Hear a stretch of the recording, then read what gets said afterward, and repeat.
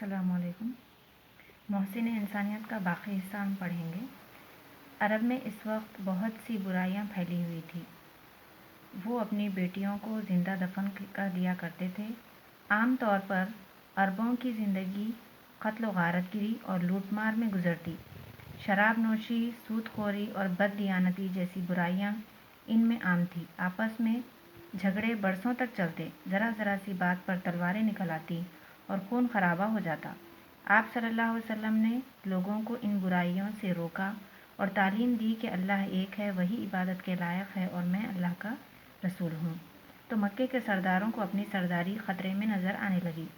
پہلے تو ان لوگوں نے آپ صلی اللہ علیہ وسلم کا مذاق اڑایا، پھر طرح طرح کی تکلیفیں دینے لگے۔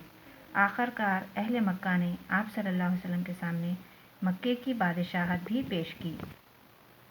لیکن آپ صلی اللہ علیہ وسلم نے فرمایا، اگر میرے دائیں ہاتھ میں سورج اور بائیں ہاتھ میں چاند رکھ دیں تب بھی میں اس کام سے پیچھے نہ ہٹوں گا، یا تو اس کام کو انجام دوں گا یا اپنی جان قربان کر دوں گا۔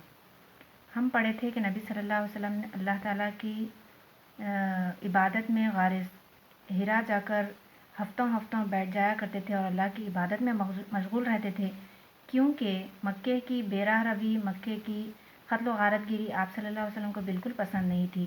وہیں پر پہلی بار وحی کا نزول ہوا، یعنی قرآن مجید وہیں پر سے نازل ہونا شروع ہوئی، غار حرا ہی سے۔ تو عرب کا کیسا حال تھا اس زمانے میں؟ عرب میں بہت سی برائیاں پھیلی ہوئی تھی۔ جہاں پر نبی صلی اللہ علیہ وسلم اسلام کا پیغام پہنچانے کی کوشش کر رہے تھے، وہاں پر کیسا حال تھا کہ لوگ کیا کرتے تھے، اپنی بیٹیوں کو بدنامی کے ڈر سے، کہیں بیٹی کی ماں باپ بن جائیں گے تو دب کے رہنا پڑیں گا، ہم ذلیل و خوار ہو جائیں گے، بلکہ کیا کرتے تھے، بیٹی پیدا ہوتے ہی اس کو دفن کر دیا کرتے تھے۔ یہ بہت بڑی جہالت ہے۔ عام طور پر عربوں کی زندگی قتل و غارت گری، یعنی وہ لوگ کیا کرتے تھے، قتل کرنا، لوٹ مار کرنا ان کے نزدیک برا کام نہیں تھا، اور شراب نوشی جو ہے نا بہت زیادہ عام تھی اور بہت ساری برائیاں پھیلی ہوئی تھی۔ تو آپ صلی اللہ علیہ وسلم ان کو تعلیم دیے کہ قتل و غارت گری کرنا، شراب پینا، سود کھانا، یہ سب جو ہے نا خراب عادتیں ہیں۔ اللہ کی ہم کو ایک اللہ کی عبادت کرنی چاہیے، دوسرا اس کے سوا کوئی معبود نہیں ہے، بلکہ وہی ایک عبادت کے لائق ہے۔ یہ پیغام دینا شروع کیے۔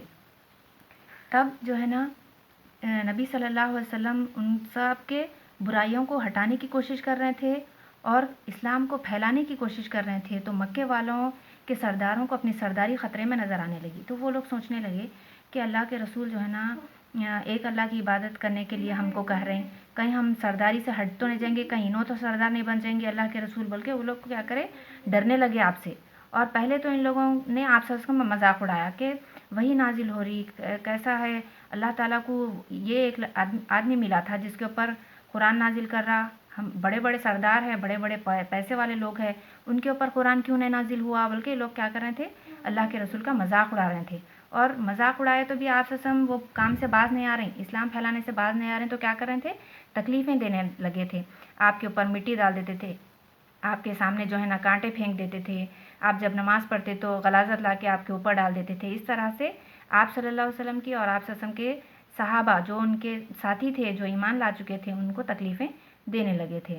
اور پھر بھی نبی صلی اللہ علیہ وسلم وہ تکلیفوں سے بھی باز نہیں آ رہے ہیں، تو کیا کرے کہ آپ جو ہے نا مکے کی بادشاہت لے لو، بادشاہ بن جاؤ، لیکن ایک اللہ سے ہم کو مت روکو، ہم جس کی چاہیں اس کی عبادت ہم جس کی چاہے عبادت کریں گے، بلکہ وہ لوگ کیا کرے، آپ صلی اللہ علیہ وسلم کو مکے کی بادشاہت پیش کرے۔